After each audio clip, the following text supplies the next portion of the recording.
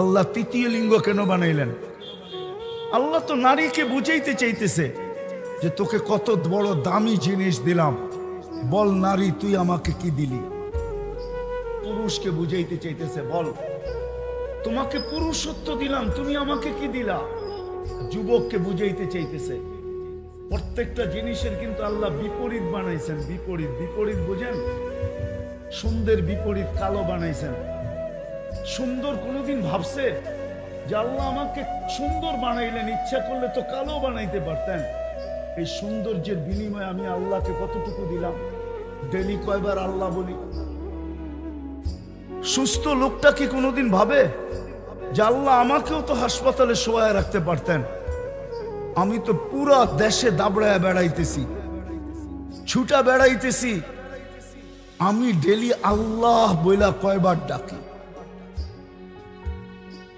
অস্তিত্বটা বাদই দিলাম। এক ফোঁটা পানির থেকে যে অস্তিত্ব দিলেন, তারপরে আল্লাহ সাজাইলেন। সাজানিটা কে সাজাইছে?